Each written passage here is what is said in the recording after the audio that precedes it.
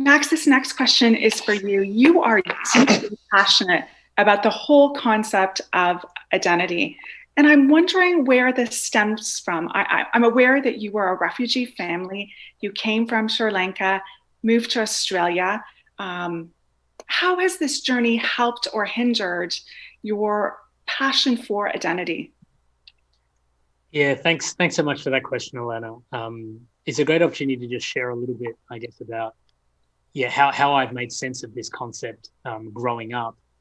Because I think as a refugee, identity can very quickly become about what happens to you, and even I mean that can go in a bad way if it becomes a place of victimhood, where you just play the victim. But it can go the other way too, where even the things that you overcome as a refugee suddenly become your entire kind of objective reference point for who you are.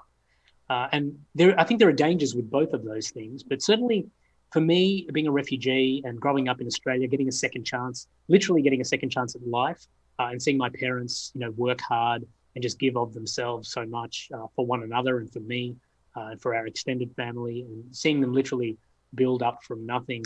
I think that showed me a lot in the context of character and character traits and work ethic and those sorts of things. But really, what it came down to for me, and it didn't happen until I was a teenager, was that I was still a bit confused about whether identity was more about what happened to you, or was it more about what you did to overcome what happened to you, or was it about, as Jason and I have already touched on, achievement rather than what you actually are.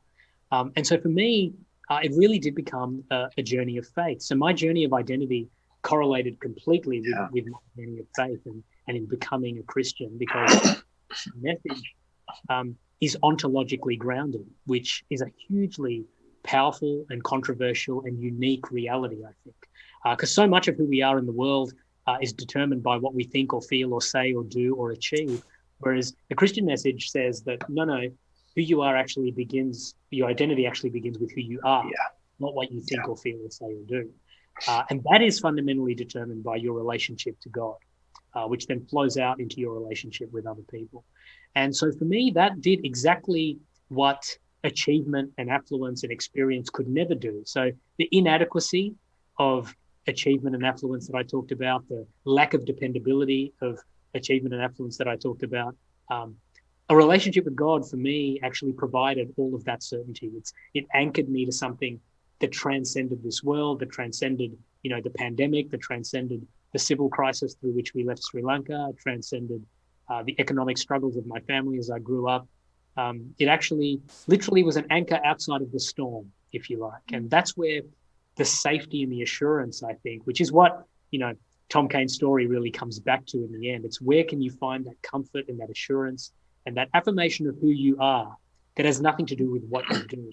And then, of course, the flip side of that, which is the other side of the coin, where it's not that what we do and feel and think and say don't matter, but if we can establish who we are first, then all of those things flow very naturally from that. And I think this is the big distinction that it took me, 15 to 20 years of life to work out. The world out there tells us that achievement precedes identity. So you achieve first in order to build your identity. But the reality is that identity precedes achievement.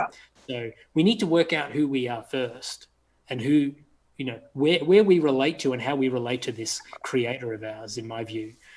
And then achievement flows very naturally from that. And what we are called to and what we do with our lives flow from that. Thank you, Max. And I can't help but think we all need that anchor within the storm of COVID. We all need that anchor.